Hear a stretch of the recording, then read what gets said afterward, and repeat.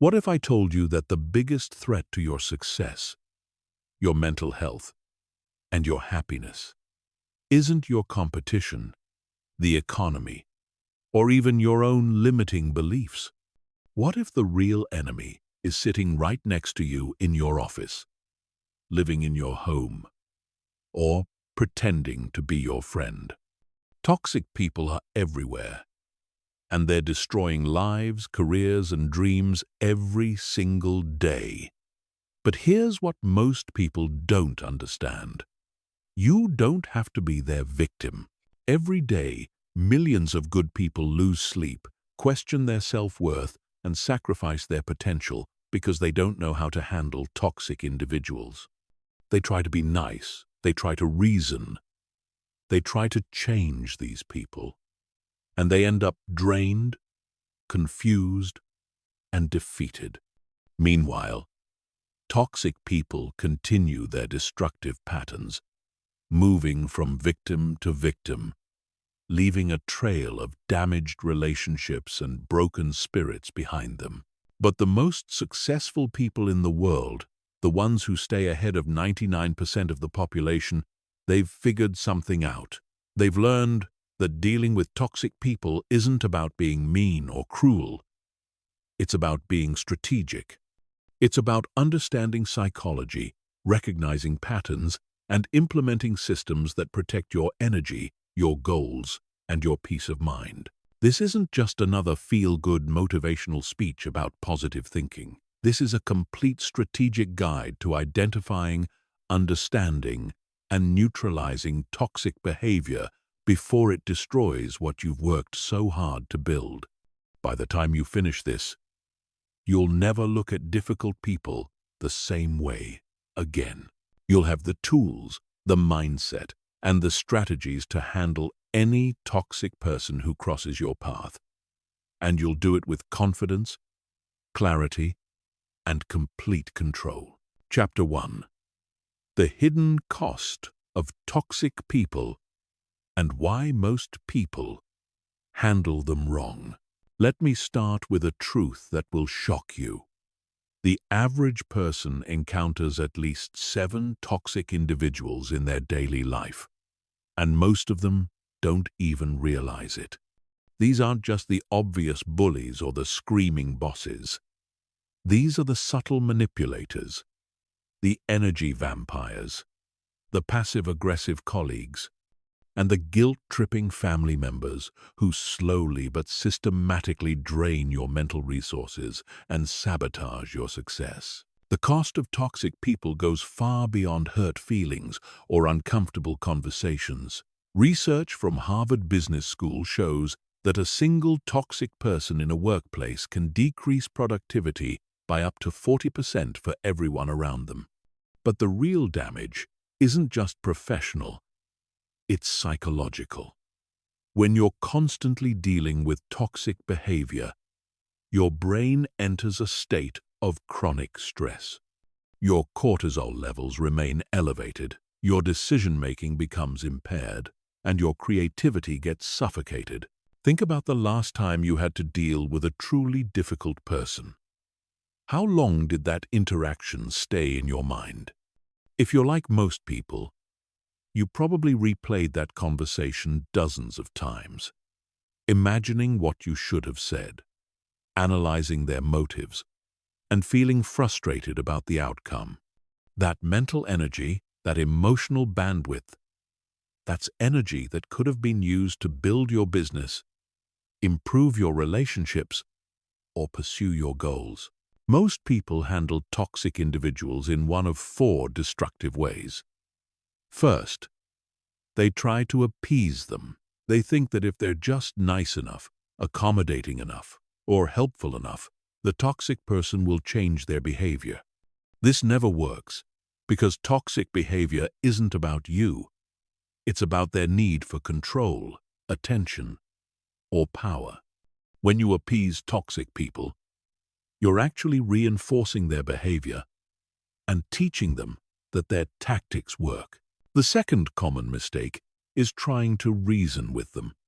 People spend hours explaining their perspective, presenting logical arguments, and trying to make toxic individuals see reason.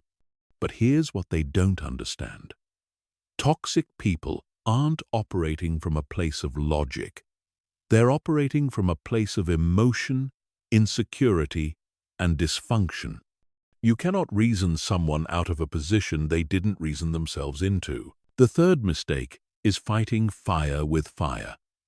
When people get frustrated with toxic behavior, they often respond by becoming toxic themselves. They match the aggression, they return the manipulation, they engage in the drama.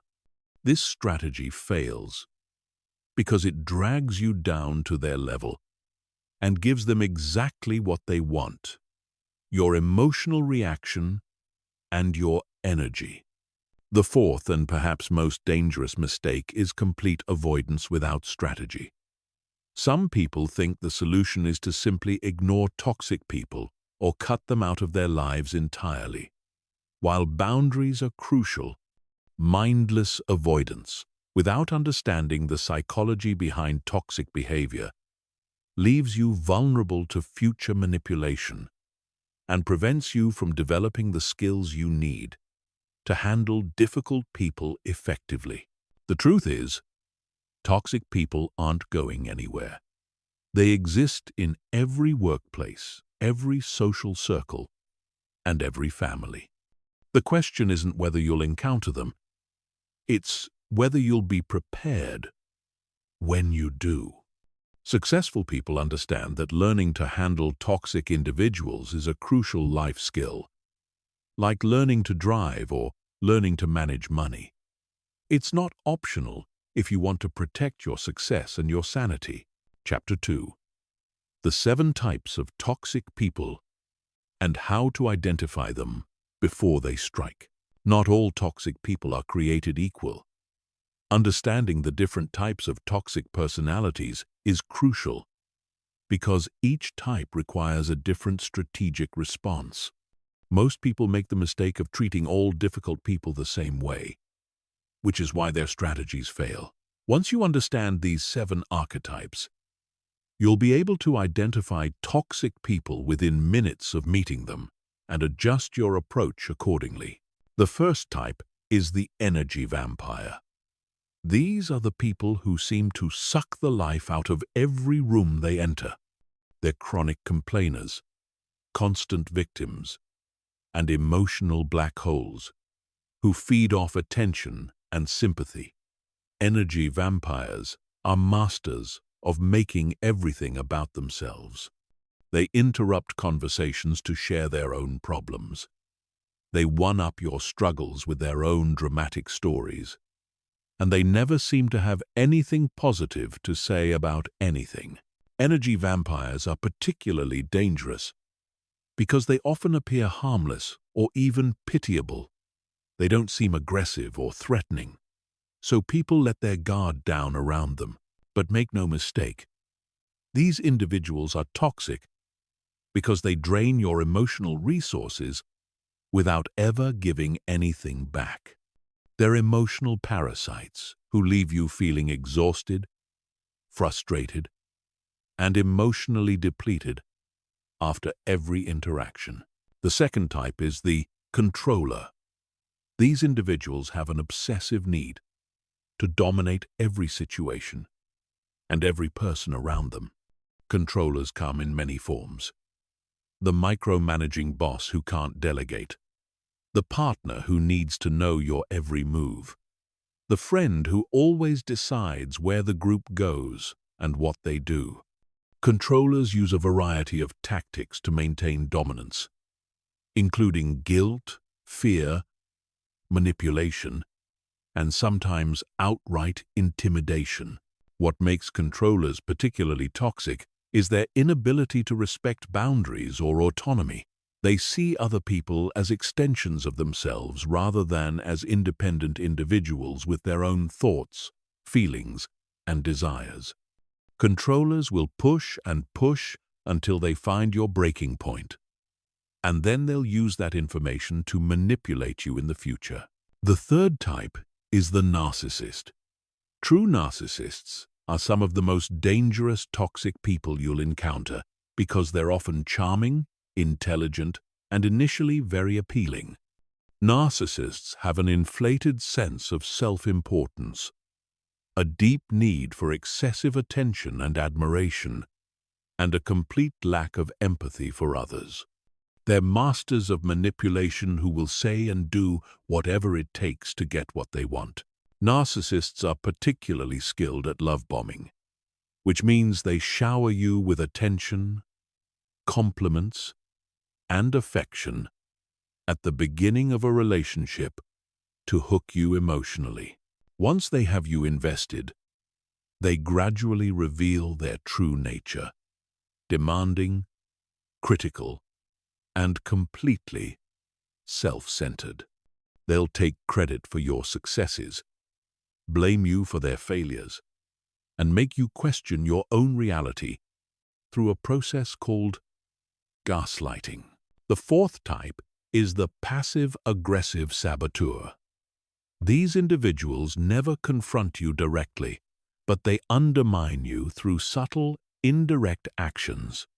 They agree to help you, but then forget or do a poor job. They make sarcastic comments disguised as jokes. They spread gossip or share your private information with others. They smile to your face while stabbing you in the back. Passive-aggressive people are toxic because they create an atmosphere of uncertainty and mistrust. You never know where you stand with them, and you're constantly walking on eggshells trying to avoid their subtle retaliation. They're particularly dangerous in workplace environments where they can sabotage your projects or reputation without leaving clear evidence of their actions.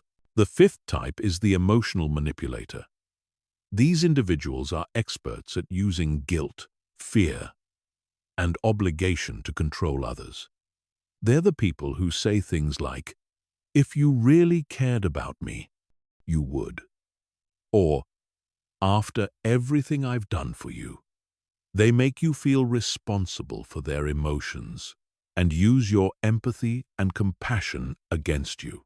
Emotional manipulators are particularly effective with kind, caring people who naturally want to help others. They exploit your good nature and turn your strengths into vulnerabilities. They make you feel selfish for having boundaries and guilty for prioritizing your own needs. The sixth type is the chronic victim. While energy vampires complain about everything, chronic victims specifically position themselves as perpetual sufferers who are always being wronged by others. Nothing is ever their fault. They never take responsibility for their actions, and they always have someone else to blame for their problems. Chronic victims are toxic because they refuse to take any accountability for their lives while expecting others to constantly rescue them. They create drama and chaos wherever they go, and they use their victim status to manipulate others into helping them or excusing their bad behavior. The seventh and final type is the boundary violator. These individuals consistently ignore or push past the limits that others set. They show up uninvited, ask inappropriate questions, share information they shouldn't, and generally act as if normal social rules don't apply to them. Boundary violators often disguise their behavior as being friendly, caring, or just trying to help. Boundary violators are toxic because they refuse to respect your autonomy and personal space. They make you feel uncomfortable and unsafe, and they often escalate their behavior when you try to establish clear limits. Understanding these 7 types is the first step in developing an effective strategy for dealing with toxic people in your life. Chapter 3: The psychology behind toxic behavior and why they target successful people. To effectively deal with toxic people, you must understand what drives them. Toxic behavior isn't random or meaningless. It serves specific psychological functions for the people who engage in it. And once you understand these underlying motivations, you'll be able to predict their behavior and respond strategically rather than emotionally. At the core of most toxic behavior is deep-seated insecurity and a fragmented sense of self. Toxic people don't actually feel good about themselves, despite what their outward behavior might suggest. They suffer from what psychologists call emotional dysregulation, which means they can't manage their own emotions effectively. Instead of dealing with their internal pain and insecurity in healthy ways, they project it onto others through manipulation, control, and various forms of emotional abuse. Toxic people are often the product of childhood trauma, neglect, or dysfunction. They learned early in life that the world is an unsafe place where people can't be trusted and where they need to fight for every scrap of attention, love, or resources they can get. This creates what's known as an insecure attachment style, which affects how they relate to others for the rest of their lives. However, understanding the origins of toxic behavior doesn't mean you should excuse it or try to fix these people. That's one of the biggest mistakes that empathetic, successful people make. They think that if they can just show enough love, patience, or understanding, they can heal the toxic person's wounds and change their behavior. This is not only impossible, it's dangerous to your own well-being. Here's a crucial insight that most people miss. Toxic people specifically target successful, confident, and emotionally healthy individuals. This isn't coincidental. Toxic people are drawn to people who have what they lack: self-confidence, emotional stability, success, and positive energy. They see these qualities as something they can take or benefit from. Successful people make attractive targets for several reasons. First, they often have resources that toxic people want to access: money, connections, opportunities, or social status. Second, they tend to be generous and helpful by nature, which makes them vulnerable to manipulation. Third, their success makes toxic people feel inadequate by comparison, which triggers their need to tear others down to make themselves feel better. Toxic people also target successful individuals because they know that these people are often busy and distracted.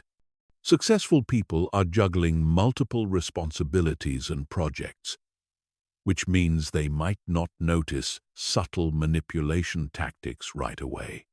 They're also typically optimistic and solution-oriented, which means they'll often give toxic people the benefit of the doubt longer than they should. Another reason toxic people target successful individuals is that they're often isolated by their success.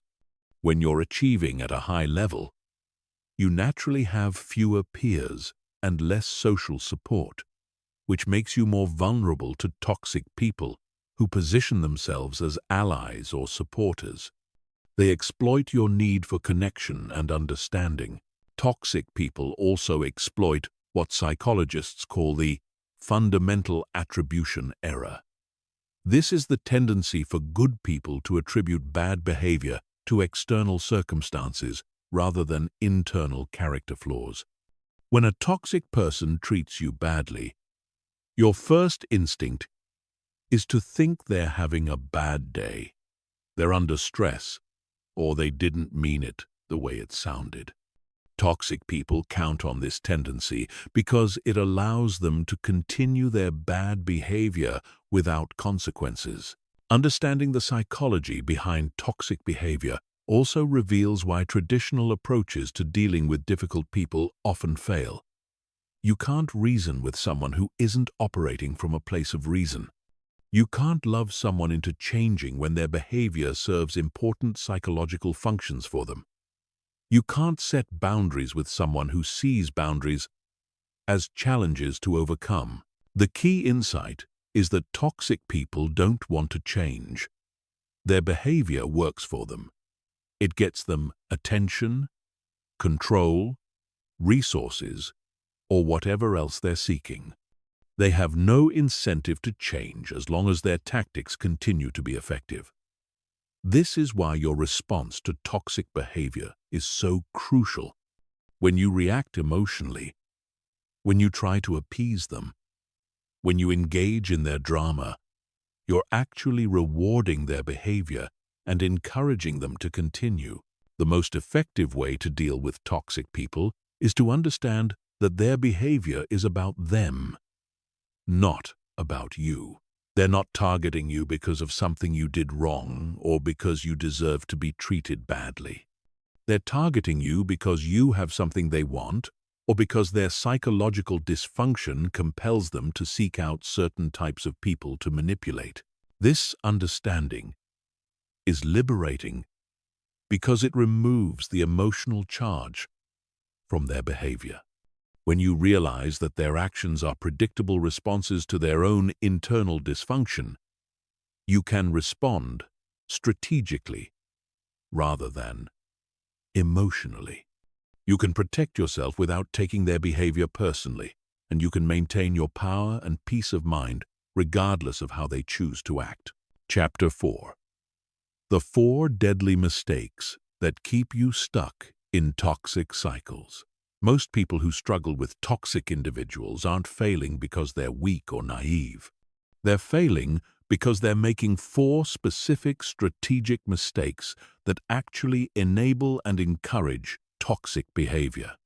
These mistakes are so common and so deeply ingrained in our social conditioning that most people don't even realize they're making them. Once you understand these patterns, you can break free from the toxic cycles that have been draining your energy and sabotaging your success. The first deadly mistake is the empathy trap. This is where your natural compassion and understanding become weapons that toxic people use against you. Empathetic people have a tendency to make excuses for bad behavior. When someone treats them poorly, they immediately start looking for explanations. Maybe this person had a difficult childhood. Maybe they're going through a tough time. Maybe they don't realize how their behavior affects others. While empathy is generally a positive trait, it becomes dangerous when you extend it to people who exploit it. Toxic people are experts at generating sympathy and playing the victim when they're confronted about their behavior. They'll tell you sob stories about their past. They'll cry. They'll apologize and promise to change. And they'll make you feel guilty for standing up for yourself. The empathy trap keeps you stuck because it prevents you from taking decisive action. Instead of setting clear boundaries or removing toxic people from your life, you keep giving them chances to change. You keep hoping that if you're just patient enough or understanding enough, they'll suddenly become the person you want them to be. This never happens because toxic people don't change unless they face serious consequences for their behavior. The second deadly mistake is the logic fallacy. This is the belief that you can reason with toxic people if you just find the right words or the right approach. Rational people assume that others are rational too, so they spend enormous amounts of time and energy trying to explain their perspective, defend their position, or convince toxic people to see reason. The logic fallacy is particularly dangerous because it can consume years of your life. You'll have the same arguments over and over again, present the same evidence repeatedly, and exhaust yourself trying to make someone understand something they have no interest in understanding. Toxic people don't engage in logical discussions because they're not interested in finding truth or solving problems. They're interested in winning, controlling, or getting attention. When you try to reason with toxic people, You're actually giving them more opportunities to manipulate you. They'll twist your words, change the subject, bring up past grievances, or use various other tactics to keep you engaged in pointless debates. Meanwhile, you're wasting precious time and energy that could be used to build your business, improve your relationships, or pursue your goals. The third deadly mistake is the reaction addiction. This happens when you become so focused on responding to toxic behavior that you lose sight of your own goals and priorities. Toxic people are experts at pushing buttons and triggering emotional reactions. They know exactly what to say or do to make you angry, hurt, or frustrated, and they use these reactions to control your behavior. When you're caught in the reaction addiction, your life starts revolving around toxic people instead of around your own objectives. You spend your mental energy thinking about what they said, planning your response, or trying to predict their next move. You make decisions based on how they might react, rather than on what's best for you. You become reactive instead of proactive, and you lose control of your own life. The reaction addiction is particularly insidious because it can make you feel like you're doing something productive. You're responding. You're defending yourself. You're fighting back. But in reality, you're dancing to their tune and giving them exactly what they want: your attention and your emotional energy. Every time you react, you're reinforcing their behavior and encouraging them to continue. The fourth and final deadly mistake is the savior complex. This is the belief that you can fix or change toxic people through your love, patience, or support. People with savior complexes see toxic individuals as wounded souls who just need the right person to help them heal. They think they can be the exception, the one person who finally gets through to them and helps them become better. The savior complex is extremely dangerous because it keeps you invested in relationships that are fundamentally unhealthy and destructive. You'll tolerate abuse, manipulation, and disrespect because you believe you're helping someone heal.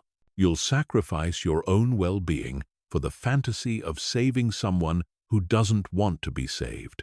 Toxic people love people with savior complexes because they provide an endless source of attention, resources, and emotional energy.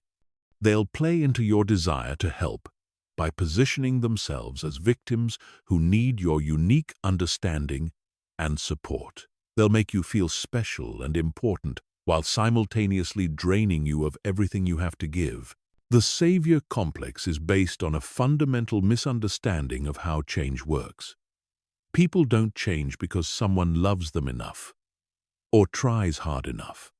People change when they decide to change, usually because they face consequences that make their current behavior too costly to continue. You cannot love someone into changing, and trying to do so will only exhaust you and enable their toxic behavior. These four mistakes create a cycle that keeps you trapped in toxic relationships. The empathy trap makes you vulnerable to manipulation. The logic fallacy wastes your time and energy. The reaction addiction gives toxic people control over your emotions. And the savior complex keeps you invested in people who will never change. Breaking free from these patterns requires a fundamental shift in how you think about toxic people and how you respond to their behavior. The key is to recognize that dealing with toxic people is not about being understanding, reasonable, responsive, or helpful. It's about being strategic, boundaried, and focused on your own goals and well-being.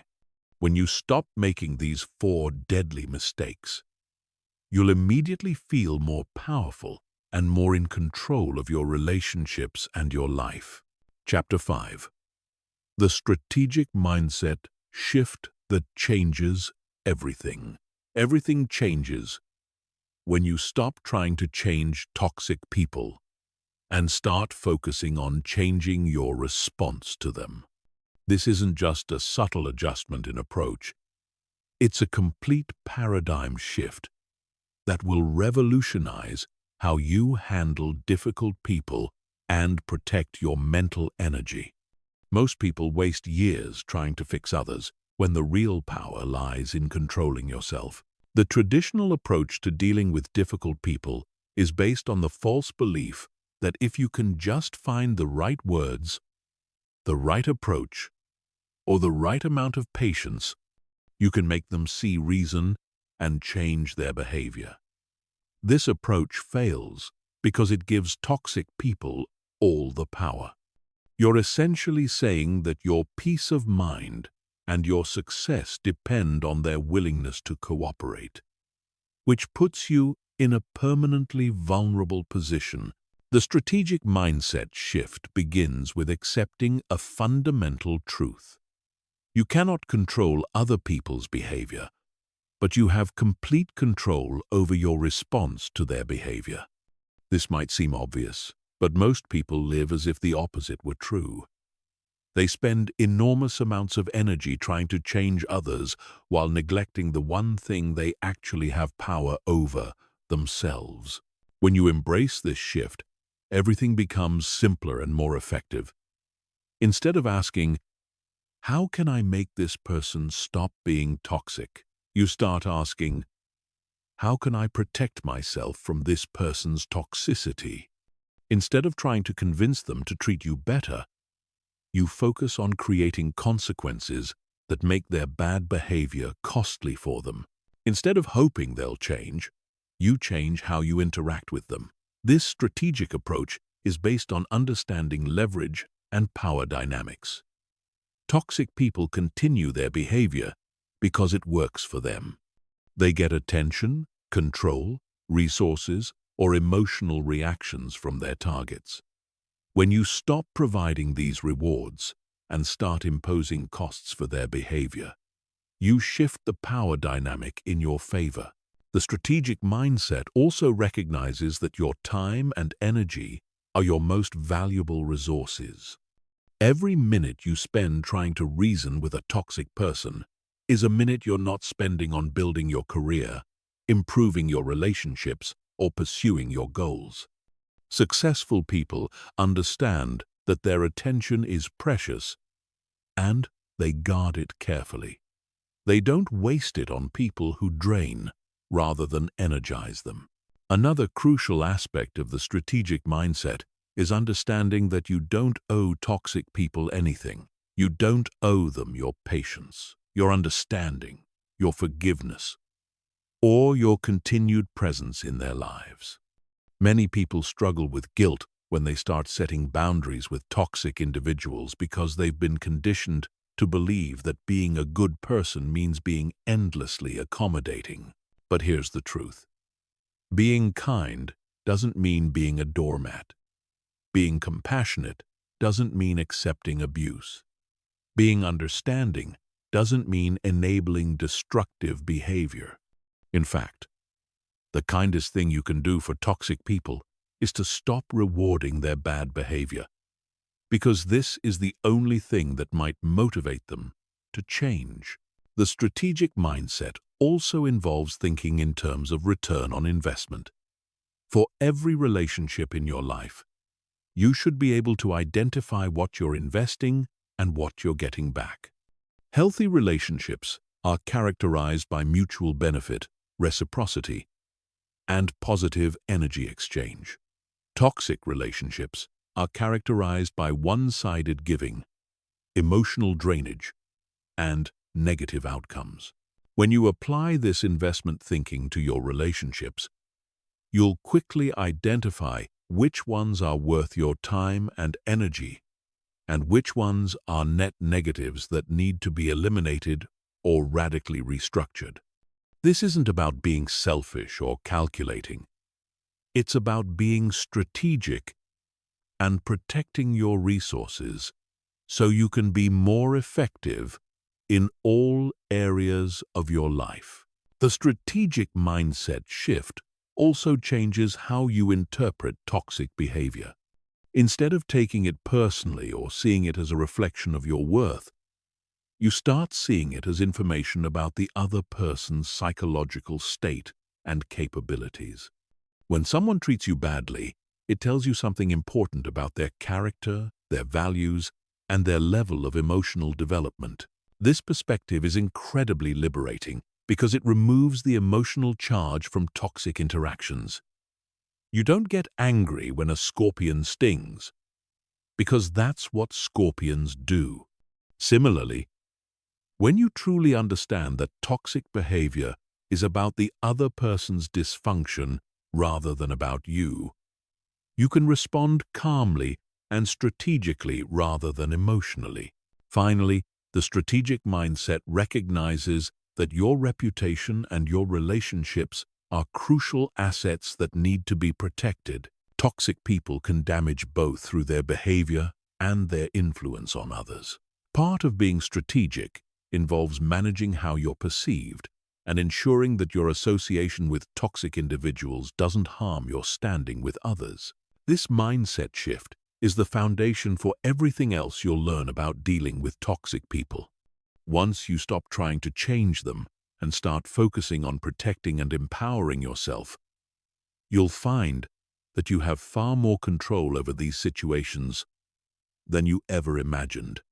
You'll also discover that many problems that seemed impossible to solve become much more manageable when approached strategically rather than emotionally. Chapter 6. The Tactical Response System for each type of toxic person. Now that you understand the psychology behind toxic behavior and the strategic mindset required to deal with it effectively, let's get into the specific tactics you need for each type of toxic person. Remember, one-size-fits-all approaches fail because different toxic personalities require different strategic responses. What works with an energy vampire will backfire with a controller, and what neutralizes a narcissist might empower a passive-aggressive saboteur. When dealing with energy vampires, your primary strategy is energy conservation and redirection. These individuals feed off your emotional energy and attention, so your goal is to starve them of what they need while protecting your own resources. The most effective technique is called the gray rock method. You become as boring and unresponsive as possible during interactions. Give short, factual responses without emotional content. Don't ask follow-up questions about their problems, don't offer solutions, and don't show sympathy for their latest crisis. For example, when an energy vampire starts complaining about their job for the 100th time, instead of saying, "Oh no, what happened now?" you simply say, "That sounds frustrating," and immediately change the subject, or excuse yourself from the conversation. You're acknowledging their statement without feeding into their need for attention and drama. Over time, they'll find you less satisfying to interact with and will move on to more responsive targets. Controllers require a completely different approach because they interpret any sign of weakness or accommodation as an invitation to increase their dominance. With controllers, you must establish and maintain firm boundaries from the very beginning. The key is to be consistently assertive without being aggressive. You state your position clearly. You don't justify or explain extensively. And you don't negotiate on non-negotiable issues. When a controller tries to micromanage your work, you don't argue about whether their oversight is necessary. Instead, you say something like, "I understand your concerns. I'll update you on my progress at our scheduled weekly meeting." Then you do exactly what you said you would do. nothing more and nothing less. Controllers respect consistency and strength, so you must never waver once you've established a boundary. Narcissists are perhaps the most challenging toxic people to deal with because they're often intelligent, charming, and skilled at manipulation.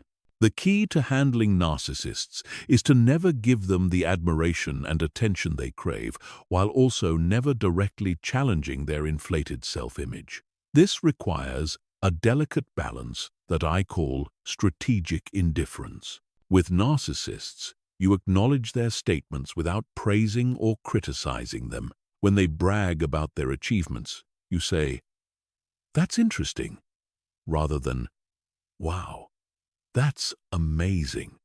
When they fish for compliments, you redirect the conversation rather than feeding their ego. The goal is to be polite but unengaging, present but not invested. Narcissists will eventually find you boring and move on to more responsive sources of admiration. Passive-aggressive saboteurs require direct confrontation, which is the opposite of what most people expect. These individuals count on others being too polite or conflict-averse to call out their behavior directly. They hide behind plausible deniability and act innocent when confronted. The most effective strategy is to make their behavior explicit and public. When a passive-aggressive person forgets to do something important, you don't accept their excuse. You say, "This is the third time this has happened. Going forward, I need you to confirm receipt of all requests in writing and provide status updates every 2 days." You're not accusing them of intentional sabotage, but you're making it clear that you see the pattern and you're implementing safeguards. Emotional manipulators try to control you through guilt, fear, and obligation. The key to dealing with them is to separate their emotions from your decisions. When an emotional manipulator says, "If you really cared about me, you would do this," you respond with, "I do care about you, and that's why I'm not going to do something that isn't good for either of us." You acknowledge their feelings without accepting responsibility for managing them. Chronic victims need to face the consequences of their choices without being rescued. Every time you solve their problems or make excuses for their behavior, you enable their victim mentality. Instead, when they come to you with their latest crisis, you express sympathy but don't offer solutions. You say things like, "That sounds really difficult. What do you think you're going to do about it?" You force them to take ownership of their problems, rather than taking ownership yourself. Boundary violators must face immediate and consistent consequences for their behavior. The moment someone crosses a boundary you've established, you address it directly and implement a consequence. If someone shows up to your home uninvited after you've asked them to call first, you don't let them in. You speak to them at the door and tell them they need to leave and call to schedule a time to visit. The key to all of these strategies is consistency. Toxic people will test your boundaries repeatedly to see if you'll maintain them. They'll escalate their behavior temporarily when you first start implementing these techniques, because they're trying to regain control. This is called an extinction burst in psychology, and it's actually a sign that your strategy is working. If you remain consistent, their behavior will eventually decrease because it's no longer effective. Chapter 7. The Art of Unbreakable Boundaries and How to Enforce Them. Boundaries are the foundation of all healthy relationships, but they're absolutely critical when dealing with toxic people. Most people think they understand boundaries, but they're actually implementing them incorrectly, which is why toxic individuals continue to violate them. A boundary isn't a request or a suggestion. It's a limit that you set and enforce regardless of how others respond to it. The first mistake people make with boundaries is thinking they need the other person's agreement or cooperation. They say things like, "I need you to respect my boundaries," or "Can you please not call me after 9 p.m.?" This approach fails because it gives the other person power over your boundary. A true boundary is something you control entirely. It's not about changing their behavior. It's about controlling your response to their behavior. A properly set boundary sounds like this: "I don't take work calls after 9 p.m. If you call me after that time, I won't answer." Notice that this statement doesn't require the other person to do anything differently. It simply informs them of what you will and won't do. The boundary exists whether they respect it or not, because you're the one enforcing it through your actions. The second mistake people make is setting boundaries without consequences. A boundary without a consequence is just a suggestion. When someone violates your boundary, there must be an immediate and consistent response that makes their behavior costly for them. This doesn't mean being cruel or vindictive. It means following through on what you said you would do. If you told someone you won't discuss work during family dinner and they bring up a project anyway, you don't argue about it or remind them of your boundary. You either change the subject immediately or excuse yourself from the table. Your action demonstrates that violating your boundary results in the loss of your attention and presence, which is a natural consequence that reinforces the boundary. The third mistake is explaining or justifying your boundaries extensively. When you over-explain boundaries, you're essentially asking for permission to have them, which undermines their effectiveness. Toxic people will use your explanations against you, finding exceptions and loopholes or arguing about the validity of your reasons. Strong boundaries are stated simply and clearly, without extensive justification. For example, if you decide you won't lend money to a particular person anymore, you don't need to explain your financial situation or justify your decision. You simply say, "I'm not able to lend money anymore," and leave it at that. If they push for an explanation, you can repeat the same statement or say, "That's just not something I'm comfortable with anymore." The fourth critical aspect of boundary setting is understanding the difference between boundaries and ultimatums. Boundaries are about controlling your own behavior, while ultimatums are about controlling someone else's behavior. Ultimatums often backfire because they create power struggles and can be called as bluffs. Boundaries, on the other hand, are simply statements of fact about what you will and won't do.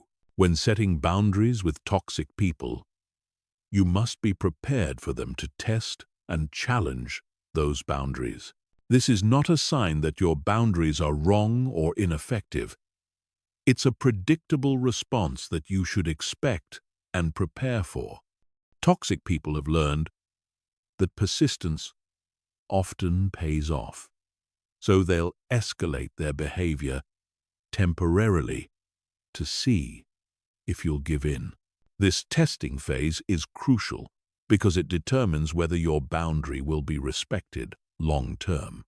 If you give in even once during this testing phase, you've taught the toxic person that your boundaries aren't real and that they can be overcome with enough pressure. This actually makes their future behavior worse because they now know that persistence works with you. The key to surviving the testing phase is to have your consequences planned in advance and to implement them immediately and consistently. Don't wait to see if the behavior will improve or give multiple warnings.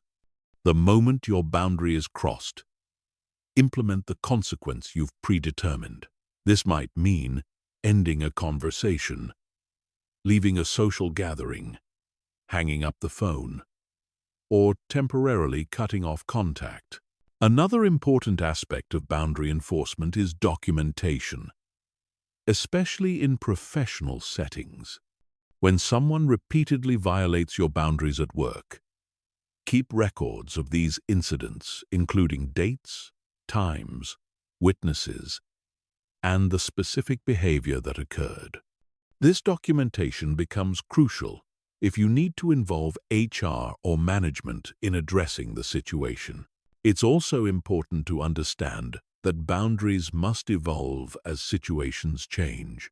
What worked in one context might not work in another, and you may need to adjust your boundaries as you learn more about a person's behavior patterns. This isn't a sign of weakness or inconsistency.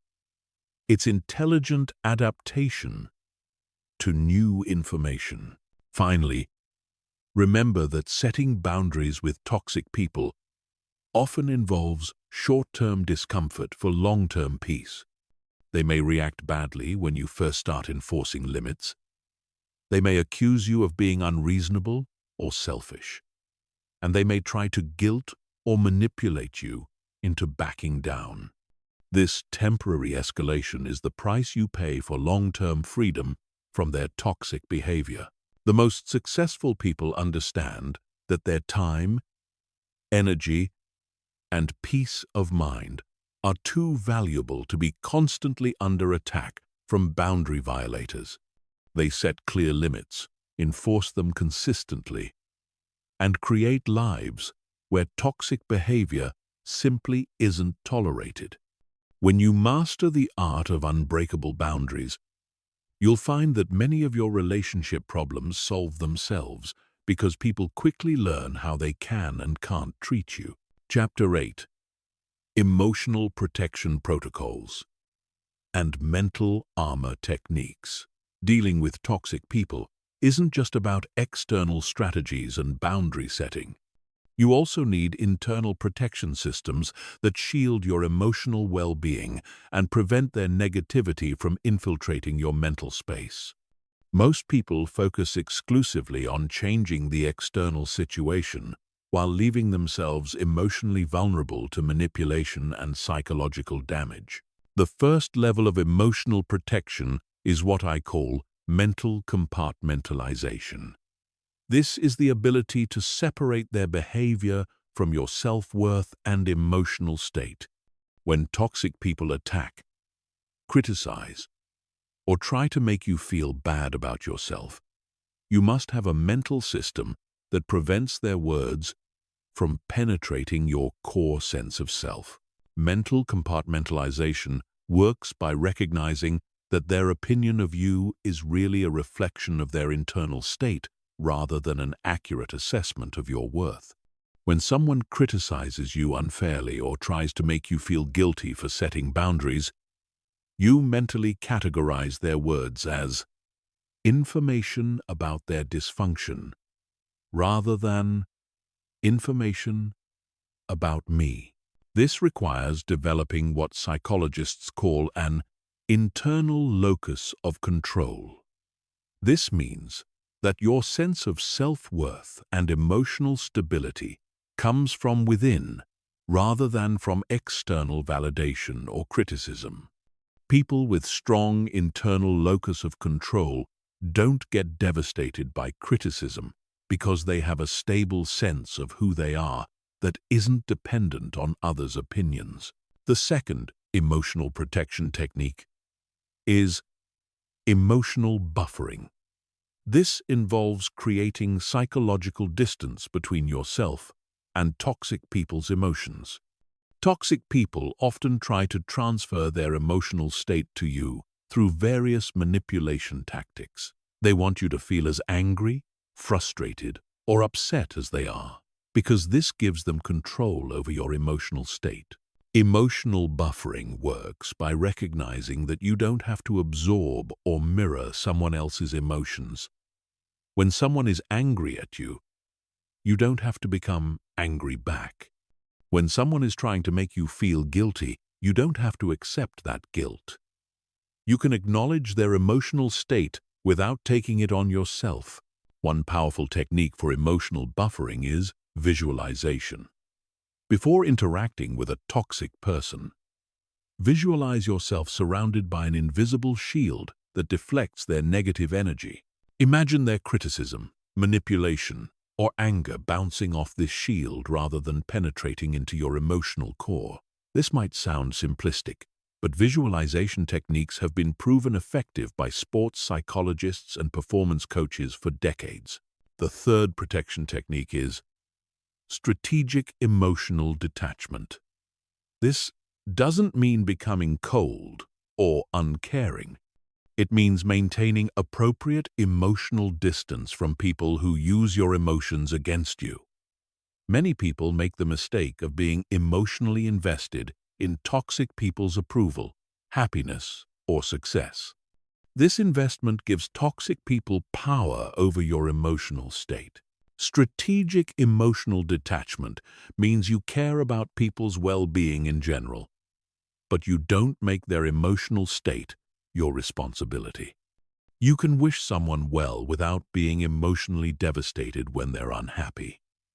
You can hope they make good choices without feeling responsible when they make bad ones. This is particularly important with family members or long-term friends who have become toxic. You don't have to stop loving them, but you do need to stop making their emotions your priority. You can love someone from a distance and maintain emotional boundaries that protect your own well-being. The fourth technique is cognitive reframing. This involves consciously changing how you interpret and think about toxic people's behavior. Instead of seeing their attacks as evidence that something is wrong with you, you reframe them as evidence that something is wrong with them. Instead of seeing their manipulation attempts as successful, you see them as desperate acts by people who lack healthy relationship skills. Cognitive reframing also involves focusing on what you can learn from difficult interactions rather than just how they make you feel. Every encounter with a toxic person is an opportunity to practice your boundary-setting skills, test your emotional protection techniques, and gather information about their behavior patterns. The fifth protection technique is energy management. Toxic people are emotional energy drains, so you need systematic ways to restore and protect your energy levels. This includes both preventing energy loss and actively restoring energy that's been depleted. Energy management starts with recognizing the early warning signs that your emotional resources are being depleted. These might include feeling irritable, having trouble concentrating, feeling overwhelmed by small problems, or finding yourself dwelling on interactions with toxic people. When you notice these signs, you need to implement energy restoration techniques immediately. Energy restoration techniques include physical activities that ground you, such as exercise, spending time in nature, or engaging in hobbies you enjoy. They also include social activities with positive, supportive people who energize rather than drain you. The key is to be intentional about scheduling these activities rather than waiting until you feel completely depleted. The sixth and final protection technique is psychological documentation. This involves keeping a mental or written record of toxic people's behavior patterns so you can predict and prepare for future interactions. When you document their tactics, you start to see patterns that make their behavior more predictable and less emotionally jarring. Psychological documentation also helps you maintain perspective when toxic people try to gaslight you or make you question your memory of events. When you have a clear record of their behavior, it's much harder for them to convince you that you're remembering things incorrectly or overreacting to their actions. These emotional protection techniques work together to create what I call psychological immunity to toxic behavior. Just as your physical immune system protects you from biological threats, your psychological immune system protects you from emotional and mental threats. The stronger your psychological immunity, the less damage toxic people can do to your well-being and success. Chapter 9. Advanced Communication Strategies that Disarm and Neutralize Toxic Behavior. Communication with toxic people requires a completely different skill set than normal social interaction. Traditional communication approaches like active listening, empathy, and collaborative problem-solving often backfire with toxic individuals because they exploit these techniques for their own advantage.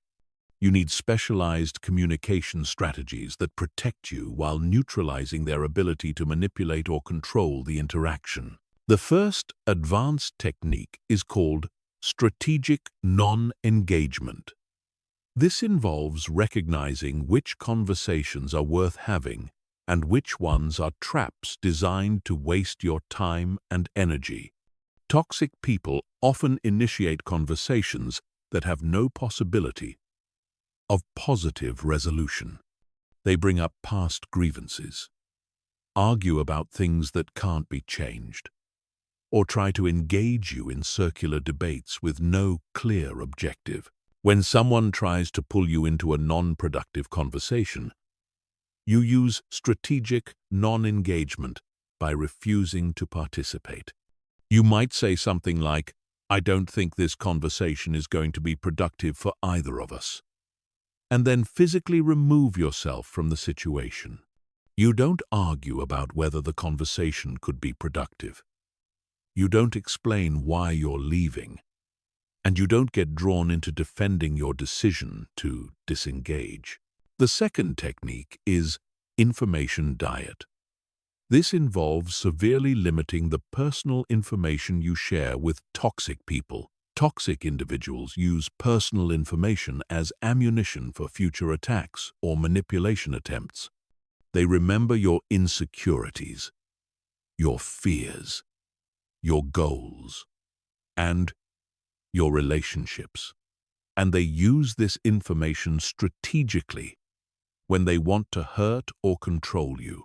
When dealing with toxic people, you share only the minimum information necessary for the relationship to function. You don't discuss your personal problems, your financial situation, your relationship issues, or your career concerns. You keep conversations focused on immediate, practical matters and redirect personal questions back to business or neutral topics. The third technique is emotional validation without agreement. This allows you to acknowledge someone's feelings without agreeing with their perspective or taking responsibility for their emotional state. Many people think they have to either validate someone's emotions completely or dismiss them entirely. But there's a middle ground that's much more effective with toxic individuals. For example, if someone says, "You made me so angry when you didn't return my call immediately," you can respond with, "I can see that you're frustrated about the delayed response," without accepting responsibility for their anger or agreeing that your behavior was inappropriate. You're acknowledging their emotional state without endorsing their interpretation of events. The fourth technique is broken record. This involves repeating the same response consistently when someone tries to argue with or manipulate you into changing your position. Toxic people often use persistence and escalation to wear down your resistance. They'll argue, plead, threaten, or guilt-trip you until you give them what they want. The broken record technique neutralizes this strategy by removing the variability that they're trying to exploit. When someone keeps asking you to do something you've already declined, you simply repeat the same response without elaboration or justification. "I'm not available to help with that," becomes your standard response, no matter how they phrase their request or what tactics they use to try to change your mind. The fifth technique is strategic questions. Instead of making statements that toxic people can argue with or attack, you ask questions that force them to reveal their true motivations or confront the logical inconsistencies in their position. This technique is particularly effective with manipulative people who rely on emotional manipulation rather than logical arguments. For example, if someone is trying to guilt you into doing something by saying, "If you really cared about me, you would do this," you can respond with, "What makes you think that doing this particular thing is the only way to show that I care?" This question forces them to defend their logic rather than allowing them to manipulate your emotions. The sixth technique is deflection and redirection. When toxic people try to blame you for their problems or make you responsible for their emotions, you deflect the blame back to them and redirect the conversation towards solutions they can implement themselves. This prevents you from getting trapped in discussions about who's at fault while encouraging them to take responsibility for their own issues. If someone says, "You're making me feel bad," you can respond with, "That sounds frustrating for you. What do you think you could do to feel better?" You're not accepting responsibility for their emotions, but you're also not arguing about whether you caused them. You're simply redirecting the focus toward what they can do to solve their own problem. The seventh technique is time limiting. This involves setting specific time boundaries for interactions with toxic people and sticking to them regardless of how the conversation is going. Many toxic people use time pressure and extended discussions to wear down your resistance and get what they want. Before interacting with a toxic person, decide how much time you're willing to invest in the conversation and announce this limit at the beginning.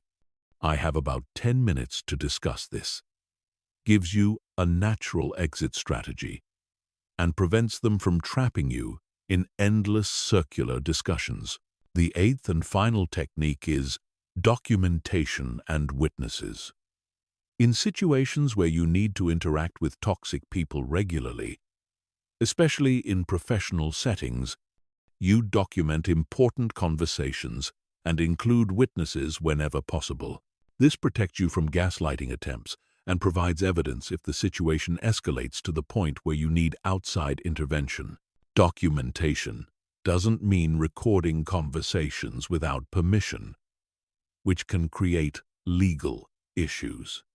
It means sending follow-up emails that summarize what was discussed and agreed upon, copying relevant supervisors or colleagues on important communications, and keeping records of when toxic behavior occurs. These advanced communication strategies work because they remove the elements that toxic people depend on for their manipulation: your emotional reactivity, your need for their approval, your willingness to accept responsibility for their problems, and your assumption that they're operating in good faith. When you master these techniques, you'll find that toxic people either modify their behavior when interacting with you or they avoid you altogether, both of which are positive outcomes. Chapter 10. The Strategic Decision Matrix. When to fight, when to flee, when to stay. One of the most challenging aspects of dealing with toxic people is knowing when to invest energy in addressing the situation and when to simply remove yourself from it entirely. Many people waste years trying to fix relationships that can't be fixed, while others give up too quickly on situations that could be resolved with the right strategy. Making the wrong choice can cost you years of your life and enormous amounts of emotional energy. The strategic decision matrix is a systematic framework for evaluating your options when dealing with toxic people. It considers 4 key factors: the relationship's importance to your goals, your ability to influence the situation, the cost of continued engagement, and the availability of alternatives. By analyzing these factors objectively, you can make rational decisions rather than emotional ones. The first factor is relationship importance. Not all relationships are equally crucial to your success and well-being. A toxic boss who controls your career advancement requires a different strategy than a toxic neighbor who has no impact on your professional life. A toxic family member who will be in your life for decades needs different handling than a toxic acquaintance you can easily avoid. To assess relationship importance, ask yourself these questions. Does this person have power over my career, finances, or living situation? Will I be forced to interact with them regularly regardless of my preferences? Do they have influence over other important relationships in my life? Are they connected to goals or opportunities that matter to me? The higher the importance, the more effort it's worth investing in finding a solution rather than simply avoiding the person. The second factor is your ability to influence the situation. Some toxic people can be managed or neutralized through the strategies we've discussed, while others are completely resistant to change. Your ability to influence depends on several variables: your position relative to theirs, their level of psychological dysfunction, the support you have from others, and the consequences you can impose for their behavior. People with severe personality disorders, active addictions, or deep-seated psychological problems are generally not influenced by boundary setting or strategic communication. They require professional intervention or complete avoidance. On the other hand, people who are toxic due to stress, poor modeling, or lack of awareness can often be managed effectively with consistent boundaries and consequences. The third factor is the cost of continued engagement. Every relationship requires an investment of time, energy, and emotional resources. With toxic people, this investment is often much higher than normal because you have to maintain constant vigilance, implement protection strategies, and deal with the stress of their behavior. You need to honestly assess whether the benefits of maintaining the relationship outweigh these costs. Consider not just the immediate costs, but the long-term impact on your mental health, your other relationships, and your ability to pursue your goals. If dealing with a toxic person is consuming a significant portion of your mental energy and preventing you from focusing on more important priorities, the cost may be too high regardless of other factors. The fourth factor is the availability of alternatives. Sometimes you have options for achieving your goals or meeting your needs without maintaining a relationship with a toxic person. Other times, they're the only path to something important, at least in the short term. Understanding your alternatives helps you make strategic rather than emotional decisions about how to handle the situation. Based on these 4 factors, toxic relationships generally fall into one of 4 categories, each requiring a different strategic response. The first category is high importance, high influence. These are situations where the relationship matters significantly to your goals, and you have realistic hope of improving the situation through strategic intervention. For high importance, high influence situations, you fight. You invest time and energy in implementing boundaries, consequences, and strategic communication techniques. You document problems, build alliances with others, and work systematically to change the dynamic. This might involve having difficult conversations, involving supervisors or HR departments, or implementing structured intervention plans. The second category is high importance, low influence.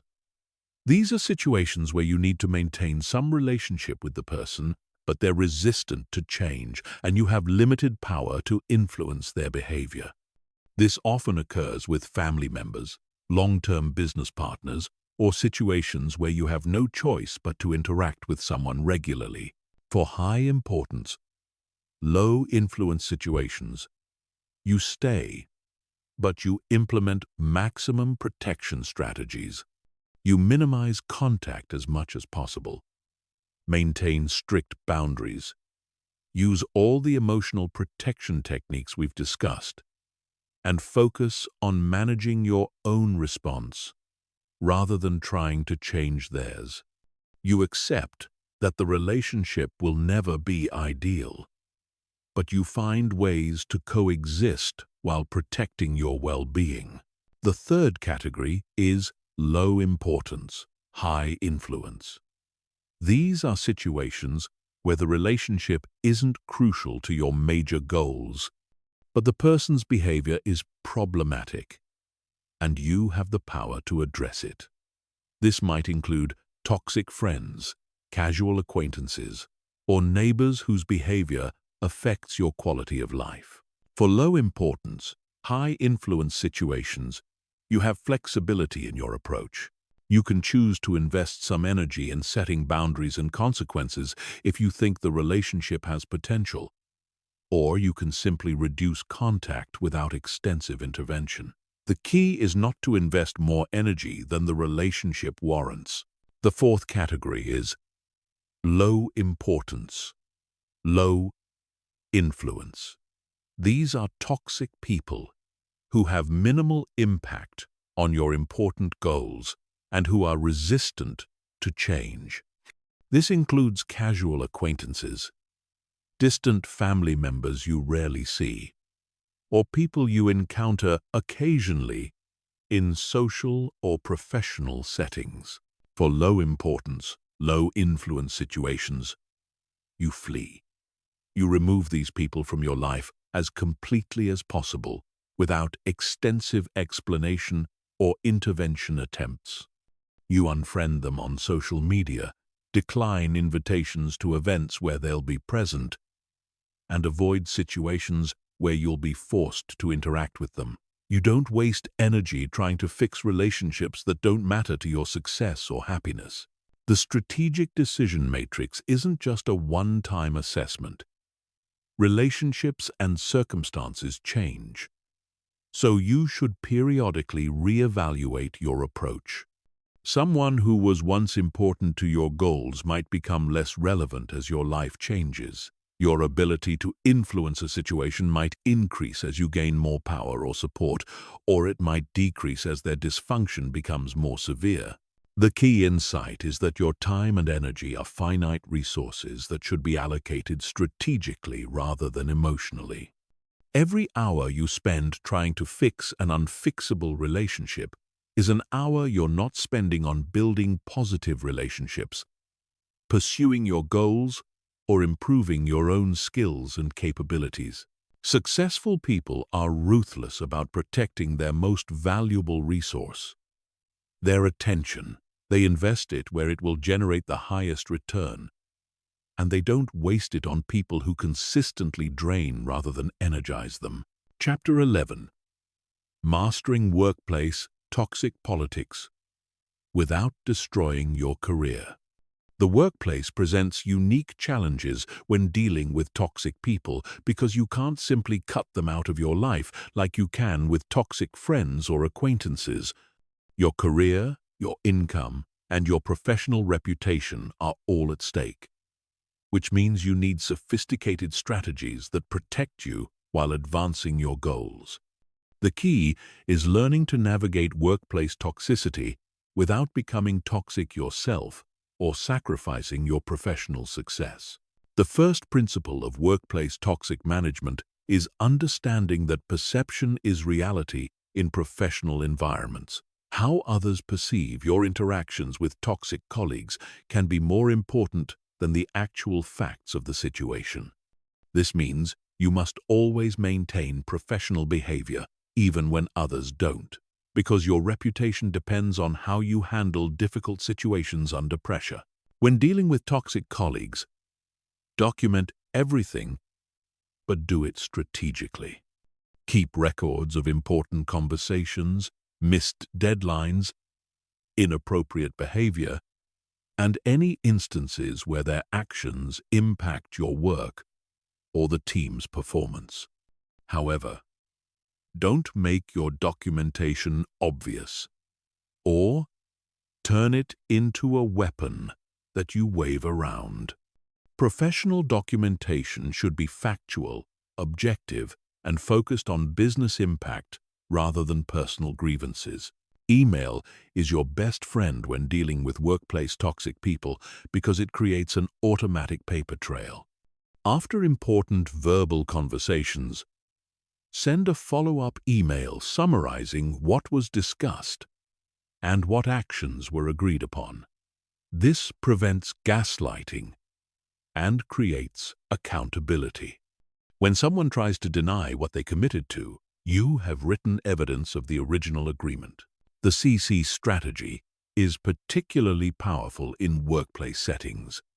When you need to communicate with a toxic person about something important, copy their supervisor or other relevant stakeholders on the email.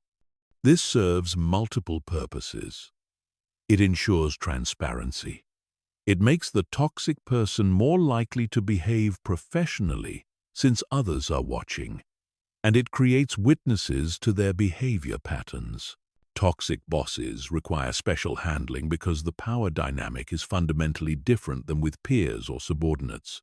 You cannot set boundaries with a toxic boss the same way you would with a toxic colleague, because they have authority over your employment and career advancement. However, you're not powerless in these situations if you understand how to manage up strategically. The key to handling toxic bosses is giving them what they want while protecting what you need. Most toxic bosses want control, recognition, and the feeling that they're important and respected. You can provide these things without sacrificing your integrity or effectiveness. This might mean updating them more frequently than necessary, acknowledging their ideas publicly, or asking for their input on decisions you could make independently. At the same time, you protect your own interests by building relationships with other leaders in the organization, documenting your contributions and achievements, and developing skills that make you valuable to other departments or companies. The goal is to make yourself as indispensable as possible while creating options for yourself if the situation becomes unbearable.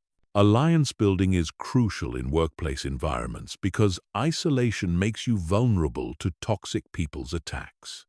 Identify the influential, reasonable people in your organization and cultivate positive relationships with them.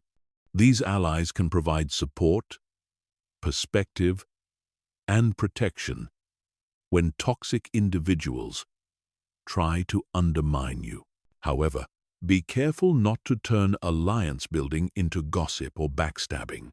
Professional allies should be people who know your work quality and character, not people who bond with you over complaining about difficult colleagues. The difference is that professional allies will defend your reputation based on their direct experience working with you, while gossip partners might turn against you if it serves their interests. When toxic people try to sabotage your projects or reputation, respond strategically rather than emotionally. Don't defend yourself publicly or try to prove that they're lying or incompetent.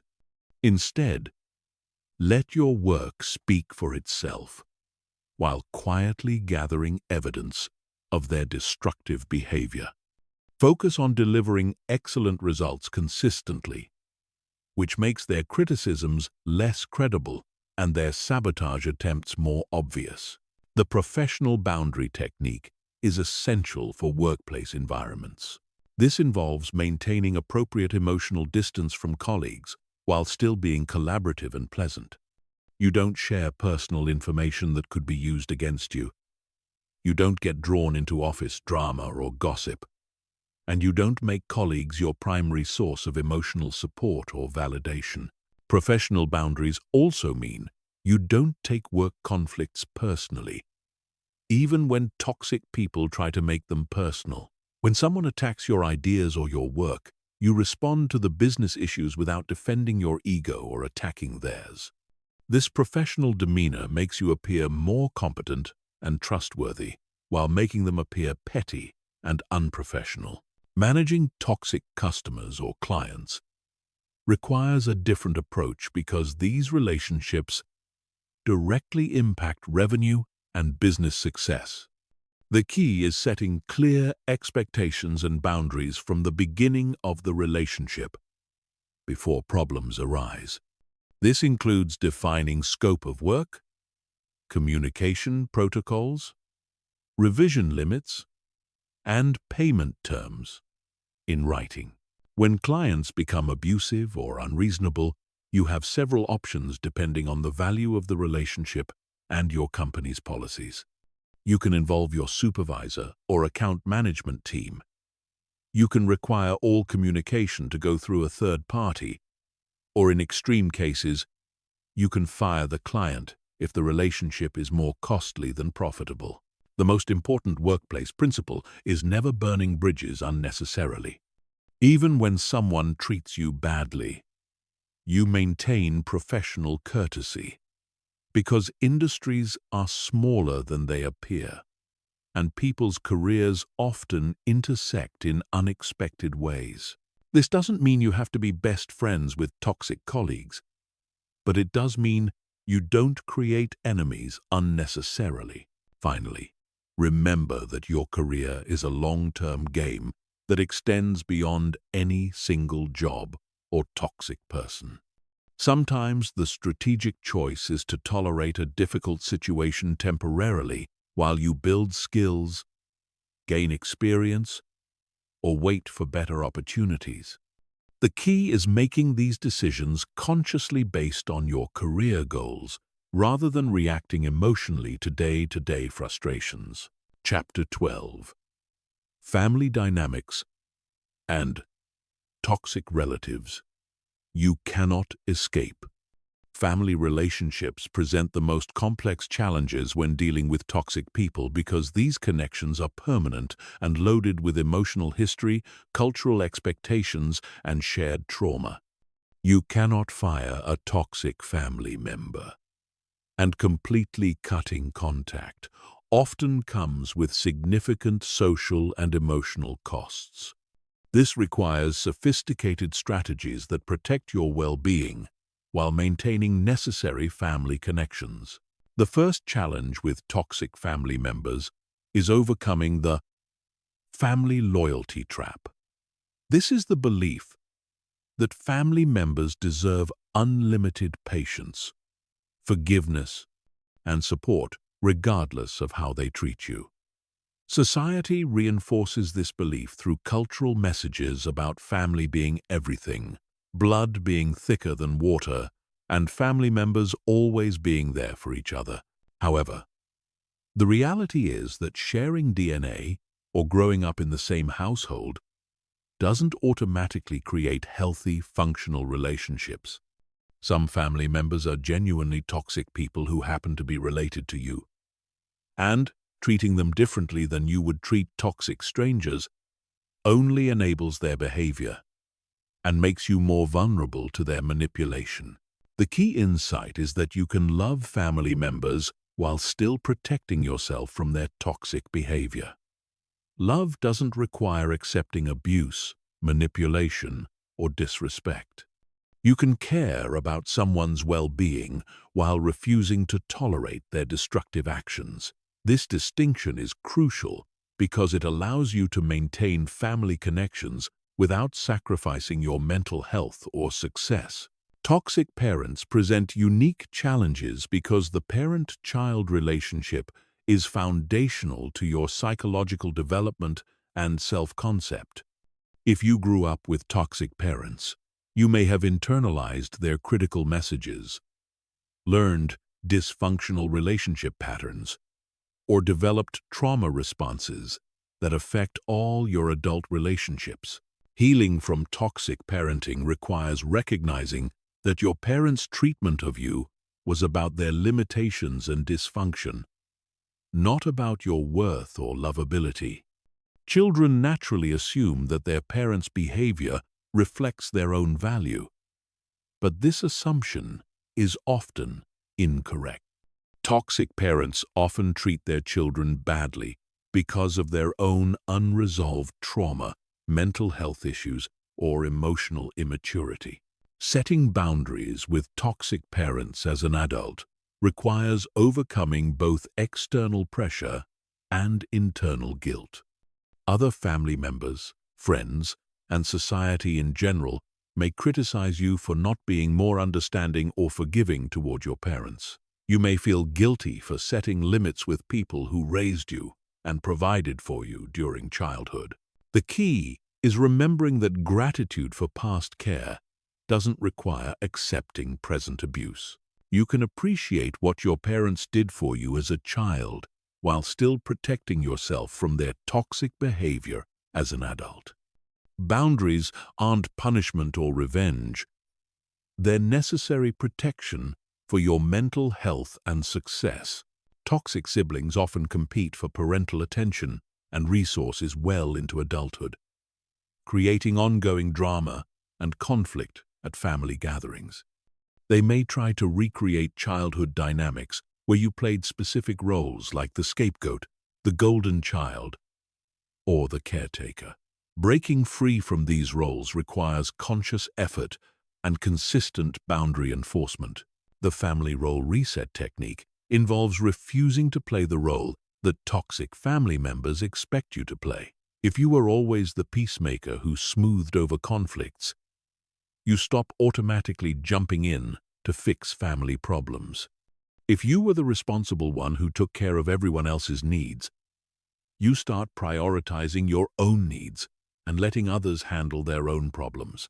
Holiday gatherings and family events require special strategies because these occasions often force you to interact with toxic family members in close quarters for extended periods. The key is planning your approach in advance, rather than hoping things will go smoothly or trying to manage situations reactively. Pre-event planning includes deciding how long you'll stay, what topics you will and won't discuss, how you'll respond to predictable triggering behavior, and what your exit strategy will be if things become unbearable.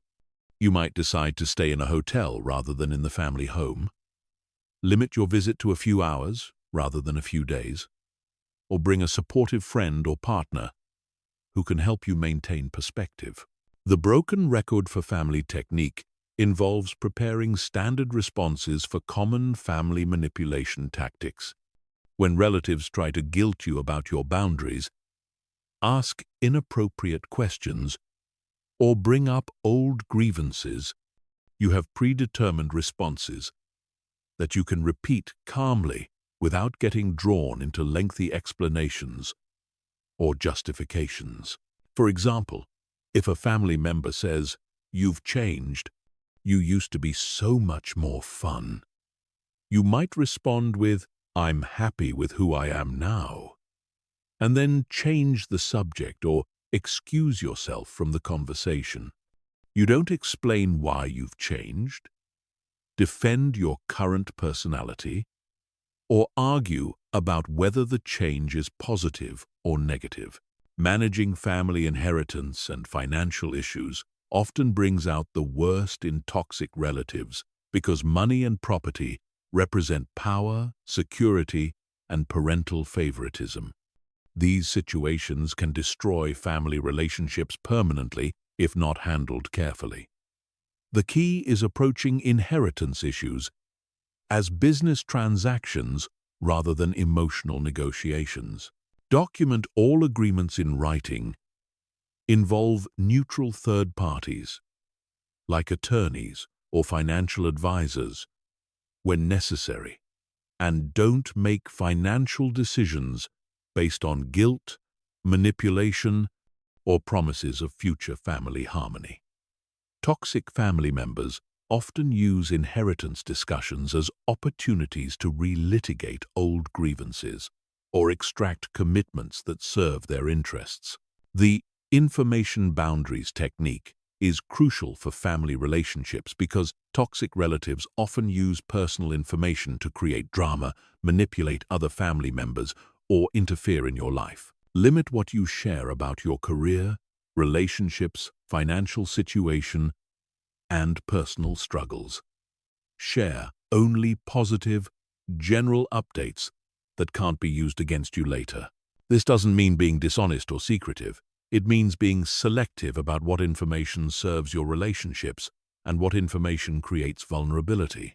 You can be warm and loving with family members while still maintaining appropriate privacy about your personal life. Finally, remember that you get to define what family means to you as an adult. Family isn't just about biological relationships. It's about people who support your growth, respect your boundaries, and contribute positively to your life. Sometimes the family you choose through friendships and partnerships is healthier and more supportive than the family you were born into. Creating boundaries with biological family members while building chosen family relationships allows you to honor your heritage and history while also protecting your future and well-being. You don't have to choose between family loyalty and personal success, but you do have to choose how much energy you'll invest in relationships that drain rather than energize you. Chapter 13. Building toxic-proof life systems for long-term protection. Once you've learned to identify and handle toxic people, the next level of mastery involves building life systems that naturally repel toxic individuals and attract positive, supportive people. This is about creating an environment where toxic behavior simply doesn't work, where healthy boundaries are the norm, and where your energy is consistently protected and renewed rather than drained and depleted. The foundation of a toxic-proof life is what I call conscious social curation. Most people accept whatever social connections happen to come their way through work, family, geography, or circumstance.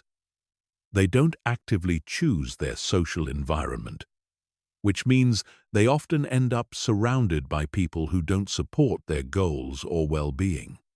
Conscious social curation means being intentional about who you spend time with, who you give access to your energy and attention, and who influences your thinking and decision-making. This doesn't mean being elitist or exclusionary. It means recognizing that your social environment has a massive impact on your success, happiness, and mental health. Start by conducting a social audit of your current relationships. List the people you interact with regularly and honestly assess how each relationship affects your energy, mood, and progress toward your goals. Do you feel energized or drained after spending time with them? Do they support your ambitions or discourage them? Do they bring out your best qualities or your worst? This audit will reveal patterns you might not have noticed before. You might discover that certain friends consistently leave you feeling negative or insecure, that some family members always create drama when you're making positive changes in your life, or that particular colleagues undermine your confidence and motivation. Once you've identified these patterns, you can make conscious choices about how much time and energy to invest in each relationship. This doesn't necessarily mean cutting people out completely. but it does mean being strategic about when, where, and how you interact with them. The second component of toxic-proof life systems is environmental design. Your physical and digital environments should support healthy boundaries and positive interactions while making toxic behavior difficult or unrewarding. This includes everything from how you arrange your living space to how you manage your online presence. In your physical environment, create spaces that feel calm, organized, and under your control. Toxic people thrive in chaotic, stressful environments, where boundaries are unclear and emotions run high. When your physical space reflects order and intentionality, it naturally discourages toxic behavior and makes boundary violations more obvious. Your digital environment is equally important, because toxic people often use technology to violate boundaries, manipulate emotions, or demand attention. Take control of your phone, email, and social media accounts by setting specific times for checking messages, turning off non-essential notifications, and blocking or muting people who consistently create negativity in your digital space. The communication gatekeeper system is a powerful tool for managing access to your time and attention. Instead of being available to everyone at all times, create structured ways for people to communicate with you that give you control over when and how you respond. This might mean setting specific office hours when you're available for phone calls, requiring people to schedule meetings in advance rather than dropping by unexpectedly, or using email for most communication, so you can respond thoughtfully rather than reactively. The goal is to make your time and attention something that requires effort to access, rather than something that's freely available to anyone who demands it. Building a support network strategy is crucial for long-term protection because toxic people often target individuals who appear isolated or unsupported. When you have strong, positive relationships with multiple people, you're less vulnerable to manipulation and more likely to receive reality checks when someone tries to gaslight you. Your support network should include different types of relationships that serve different functions. Mentors who guide your professional development, peers who share your interests and goals, friends who provide emotional support and fun, and professionals like therapists or coaches who help you maintain perspective and process difficult experiences. Diversifying your support network prevents you from becoming too dependent on any single relationship and ensures that you have multiple sources of feedback, encouragement, and assistance. This makes you less vulnerable to toxic people who try to isolate you from others or position themselves as your only source of support. The personal standards framework involves clearly defining what behavior you will and won't accept in your relationships and consistently enforcing these standards regardless of who violates them. Many people have different standards for different relationships, which creates confusion and inconsistency that toxic people exploit. Your personal standards should be based on your values and goals, rather than on social expectations or other people's comfort levels. These standards should address communication style, respect for boundaries, reciprocity in giving and receiving support, and basic courtesy and kindness. Once you've defined your standards, communicate them clearly and enforce them consistently. This doesn't mean announcing your standards dramatically or lecturing people about proper behavior. It means demonstrating through your actions what you will and won't tolerate, and following through with consequences when your standards are violated. The energy investment portfolio approach treats your relationships like financial investments, allocating your time and energy based on the returns you receive. Just as you wouldn't continue investing money in assets that consistently lose value, you shouldn't continue investing emotional energy in relationships that consistently drain rather than energize you. This requires tracking the energy returns from your relationships over time and adjusting your investment levels accordingly. Relationships that consistently provide positive returns deserve increased investment, while relationships that consistently provide negative returns should receive reduced investment or be eliminated entirely. The final component of toxic-proof life systems is continuous learning and adaptation. Toxic people evolve their tactics, and new types of toxic behavior emerge as society changes.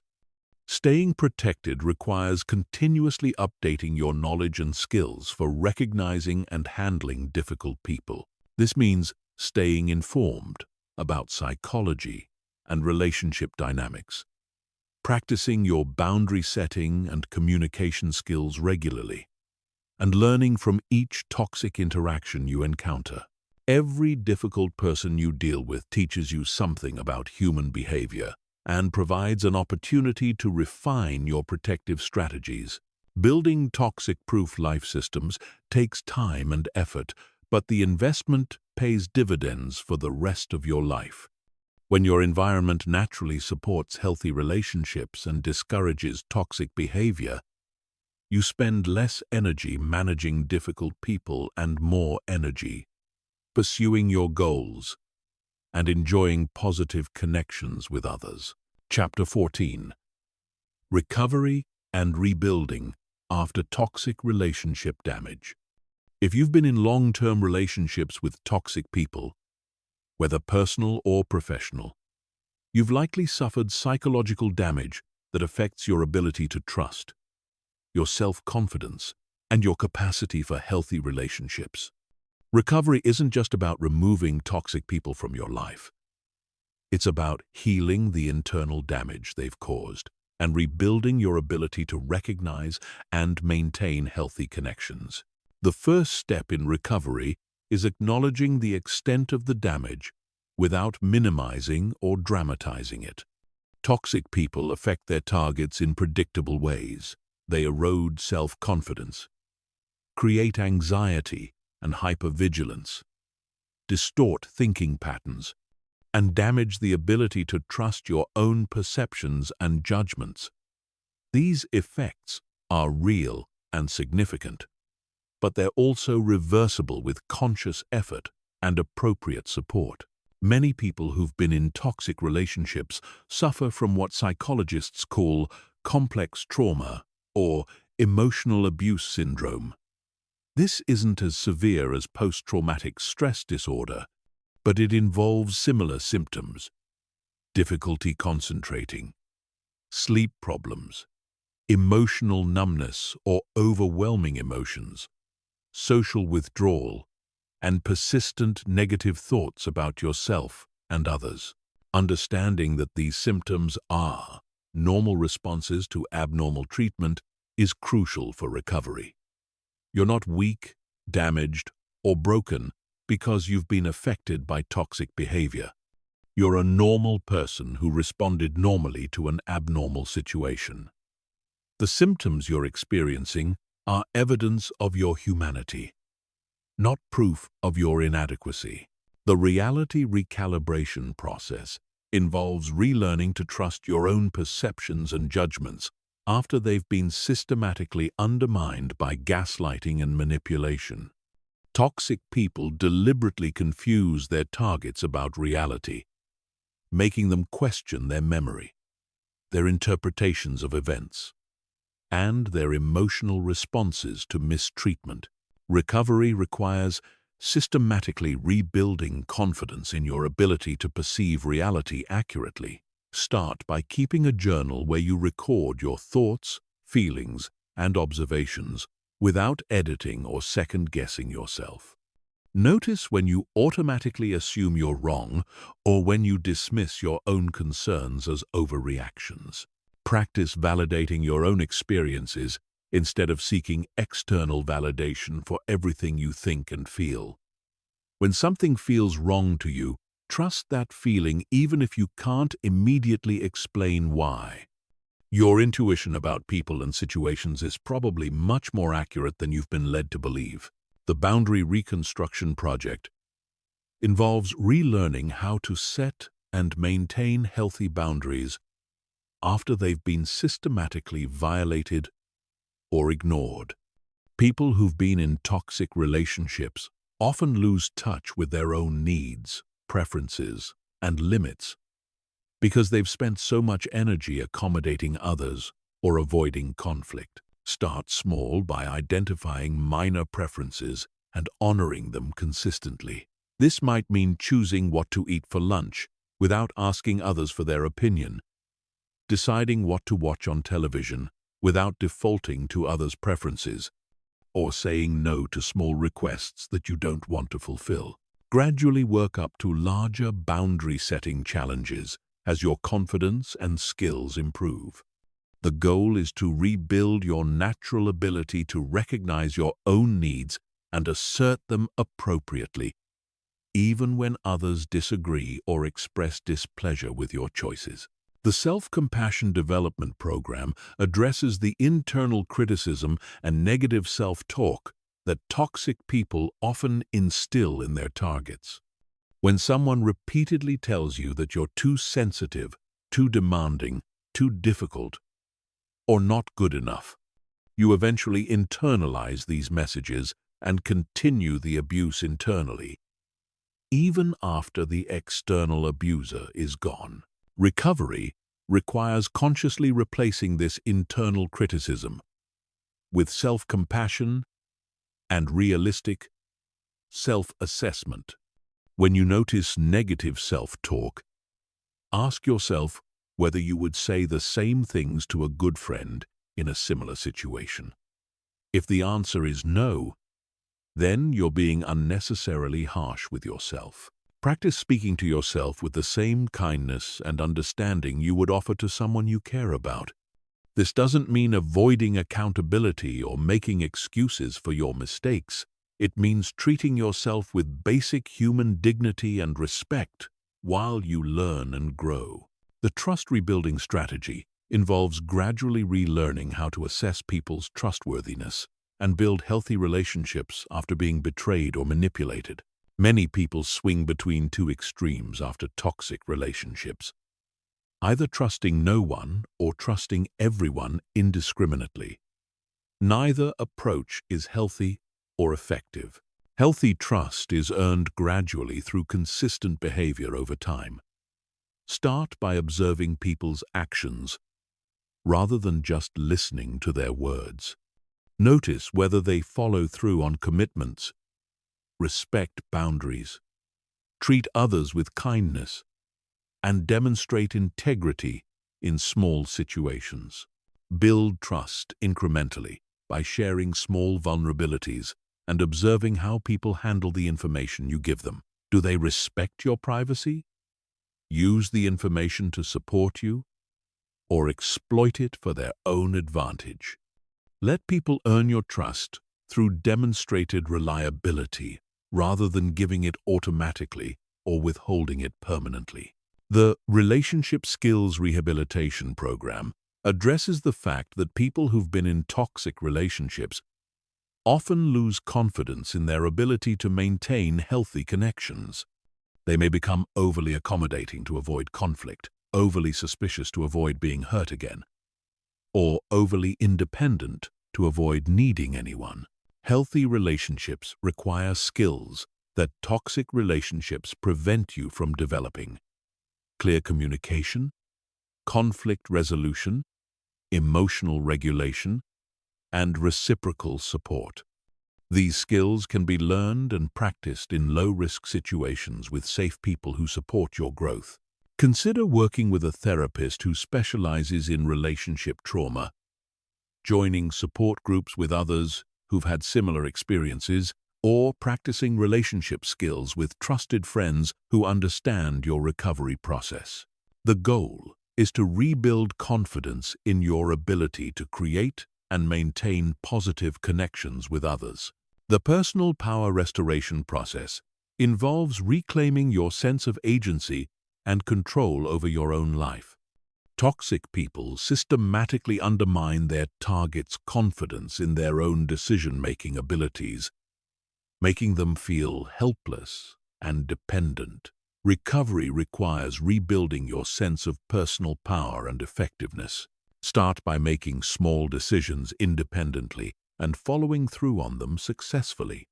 This might involve choosing new activities to try, setting and achieving small goals, or solving problems that arise in your daily life. Each successful independent action rebuilds confidence in your ability to handle whatever life presents. Finally, remember that recovery is not a linear process. You'll have good days and bad days, setbacks and breakthroughs.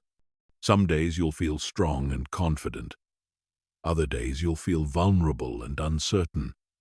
This is normal and doesn't mean you're not making progress.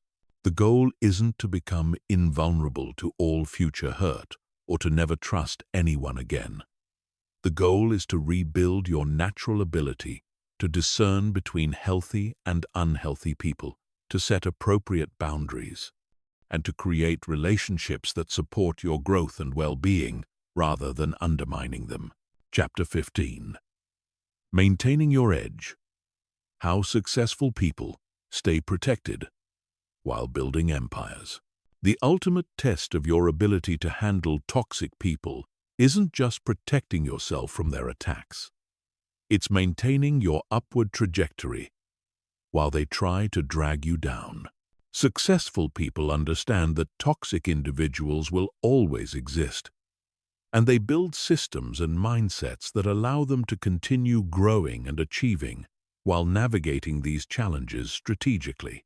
The most successful people in the world don't avoid toxic people entirely because that's impossible if you want to build anything significant. Whether you're starting a business, climbing the corporate ladder, building a platform, or creating wealth, you'll encounter people who try to sabotage your success out of jealousy, insecurity, or simple malice. The key is learning to handle these encounters without losing momentum or compromising your values. The strategic detachment principle is fundamental to maintaining success while dealing with toxic people. This involves caring deeply about your goals and values while remaining emotionally detached from other people's opinions, reactions, and approval. Most people sacrifice their success because they're too invested in being liked or avoiding conflict with people who don't support their growth. Strategic detachment doesn't mean becoming cold or uncaring. It means recognizing that your mission is more important than any individual relationship. When someone tries to manipulate you into lowering your standards, abandoning your goals, or accepting less than you deserve, you evaluate their requests based on whether they align with your objectives rather than on whether refusing will hurt their feelings. The competitive advantage framework recognizes that your ability to handle toxic people effectively is actually a significant competitive advantage in business and life. While most people get derailed by difficult personalities, waste energy on drama, or compromise their standards to avoid conflict, you continue moving forward strategically and purposefully. This advantage compounds over time because consistency in the face of adversity builds reputation and trust. When others see that you maintain your integrity and focus regardless of external pressure, they become more likely to want to work with you, invest in you, and support your initiatives. Your ability to handle toxic people becomes part of your professional brand. The energy amplification strategy involves using encounters with toxic people as fuel for your ambition rather than allowing them to drain your motivation. Every time someone tries to tear you down, dismiss your abilities, or sabotage your progress, you use their negativity as evidence that you're on the right track and moving in a direction that threatens their status quo. This psychological reframe transforms toxic encounters from energy drains into energy sources. Instead of feeling defeated when someone tries to undermine you, you feel energized because their behavior confirms that you're growing beyond their level and representing something they fear or envy. The network leverage system involves building relationships with other successful people who understand how to handle toxic individuals strategically. When you surround yourself with people who've dealt with similar challenges and maintained their success despite opposition, you gain access to advanced strategies and emotional support that most people never receive. These network relationships also provide protection because toxic people are less likely to attack someone who has powerful allies. When you're connected to other successful, respected individuals, attacking you becomes more costly and risky for potential adversaries. Your network becomes a form of insurance against toxic behavior. The documentation and evidence protocol becomes more sophisticated as your success grows because the stakes of toxic attacks increase. Early in your career, a toxic person might just make your day unpleasant.